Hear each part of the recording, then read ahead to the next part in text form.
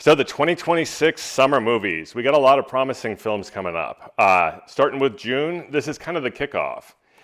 And so coming up this next upcoming Friday, we got Disclosure Day. It's a June 12th release, and this is directed by Steven Spielberg.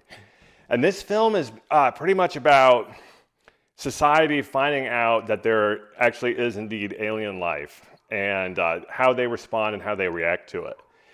I think that this is going to be pretty interesting because it's kind of like a modern version of Close Encounters of the Third Kind, one of Spielberg's movies from the 80s. And then he also did some more outer space and extraterrestrial stuff with E.T.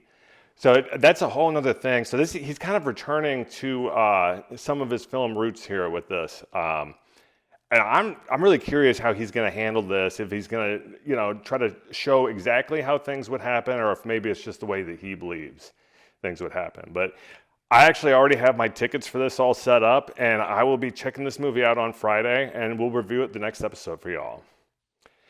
And then June 19th, that next week, we got Toy Story 5. Now, admittedly, I have not seen Toy Story 3 and 4 yet. I think I maybe saw 3 a long time ago, but I guess I'm going to have to go through and rewatch them and update myself for this one.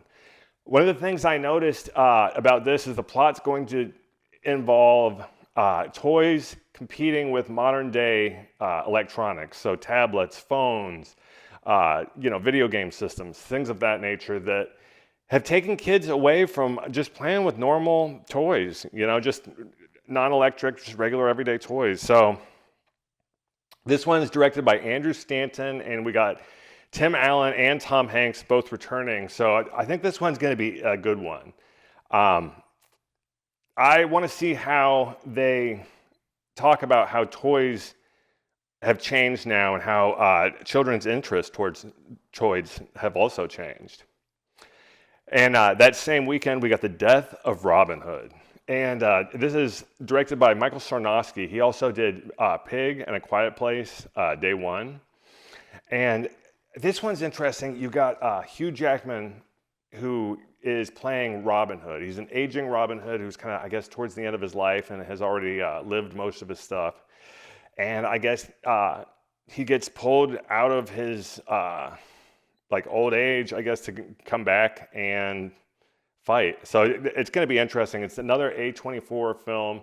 So, they also did the film Pig, and same director. So this should be a good one.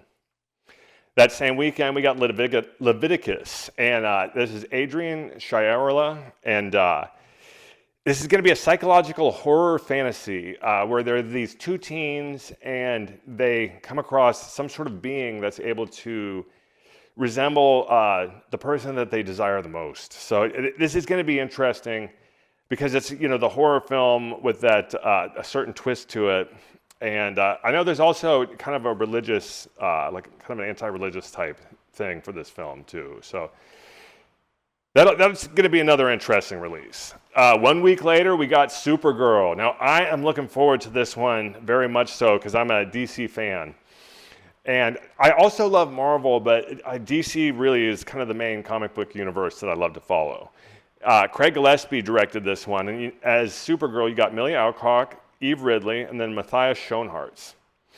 And this is going to be based off Tom King's Woman of Tomorrow comic series run. So I'm not familiar with that one, but from what I've seen from the trailer and stuff, a lot of this film takes place in outer space, or maybe even most of it. So we're going to get a lot of aliens, a lot of spaceships, interplanetary stuff. So that's going to be a lot of fun. That same weekend, we got Jackass Best and Last. It's going to be the final Jackass film ever released. And that's an interesting thing for them to say, considering, they just brought on new cast members for the last film. So is this truly the real Jackass movie ever released? And, what's going to happen with the new cast members, I guess, after Jackass is wrapped? Because I saw they've recently opened up something called Jackass the Podcast. You had Johnny Knoxville and Jeff Tremaine, and it was like episode 1 of it. So that's a way that they can go. I'm sure there's plenty of stories that they have that they can entertain us with. We got Johnny Knoxville, Steve-O, Wee Man, Chris Pontius, and most of the guys are all returning. Bam Margera actually is going to be returning, but only through legacy footage and previously filmed stuff. He didn't come back to number 5 to film anything new. He was actually removed from the 4th film due to a wellness agreement that he was forced to sign. But actually, they did find out that the Jackass guys were being a little shady with their practices there, because I think that Bam was awarded like millions of dollars in compensation for the fact that they cut him out of the movie for the most part. So there was some stuff going on there. Although Bam is doing really well now, he did skip the premiere for Jackass Best and Last. So I want to see in what capacity he's going to be in the film. And then now we're moving on to July. So this is when you get all the mid-season blockbusters. Some of the biggest movies come out in July for the summer.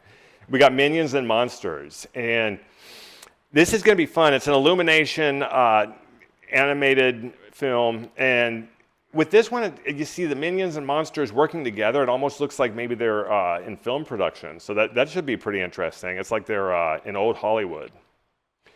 And then another animated film, we got Moana, a live-action Disney remake, and this is going to be July 10th. So Thomas Kail directed this, and you got Catherine Lyaga and Dwayne "The Rock" Johnson. And The Rock is returning to the same role that he played the voice of. What's interesting, too, is the cartoon that they made actually kind of looked like him. So he didn't really have to work out too much, considering he already has that physique. So he probably didn't also have to prepare all that much for this film. And then The Odyssey, July 17th, 2026. This is a Christopher Nolan film. I think this is the biggest release of the summer, at least in regards to like films in general and in scale. You got Matt Damon as the main actor. Tom Holland's in it. Zendaya, Anne Hathaway, Charlize Theron, Robert Pattinson. This is a stacked cast. I'm looking forward to this one. It's an ancient Greek story about these soldiers taking this trip, and it looks like it's going to be really good. Very stylish from what I've seen in the trailers. Looking forward to this one a lot. And then we got Spider-Man, brand new day, releasing on July 31st, 2026. Destin Daniel Cretton directed this one with Tom Holland returning. And the director also did Shang-Chi, so it'll be fun to see it again, because I actually really liked Shang-Chi in the Rings movie for the Marvel universe. So we're going to see how they set up the story for this one. They completely changed up the whole universe in the last one. And then moving forward, we got our August releases. So Super Troopers 3, that releases August 7th, 2026. Jay Chandrasekhar directed this. He's also directed some of the other Broken Lizard, because it's the Broken Lizard crew who made this. So they've done the other Super Troopers and Beer Fest, which I got to say, I think Beer Fest is my favorite out of the Broken Lizard thing. And in the crew, they've got Jay Chandrasekhar, Kevin Heffernan, Steve Lemme, Paul Soter, and Brian Cox is actually going to be returning to this. So I think that's going to be fun. You know, he's been really popular in Succession. So the fact that he's going to be returning for the third one, I think that's very promising. And then on August 7th, we got a film releasing called Late Fame. And this is Kent Jones directed. Willem Dafoe, Greta Lee, Edmund Donovan, and Jake Lacey are some of the actors. And so this one is pretty much about just a regular post office worker who years ago wrote a very popular book of poetry that gets rediscovered by these kids, and they, I guess, they go out to find him and to talk to him, and he's kind of questioning their motives and exactly what's going on, and it looks like an interesting one, a drama.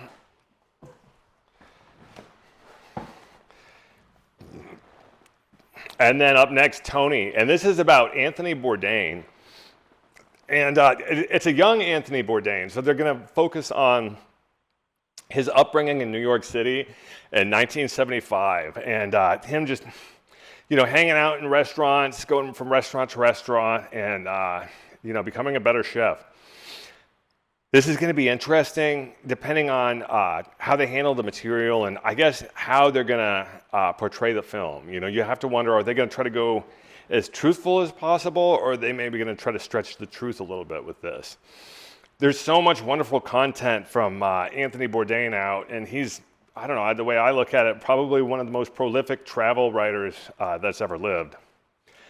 But it's going to be a fun film, I'm sure. I'm sure they're going to do a good job, and I wonder what it's going to be like, how they portray that 1975 New York City. It's giving me some Taxi Driver vibes. And then we've got next film, End of Oak Street. This is an August 14th release and the last film on our summer movie map. It's directed by David Robert Mitchell, and it's going to star Anne Hathaway, Ewan McGregor. So this one looks interesting. It's a sci-fi film where the entire end of someone's street has disappeared. So this family's driving along, and they come to a stop, and the rest, there's just like a big hole in the ground where everything was or used to be. So this is going to be sci-fi. It's going to be fun, and it's going to be the last film of the summer. I feel like there's going to be some more here added onto this list, and I'm sure we're going to talk about some more movies as the summer goes along. But we got a lot of solid stuff on this list here, so please let me know what you think. Is there any films that I left off, and what movies are y'all looking forward to this summer? A pure joy this year, cinema clown around. Cinema clown around.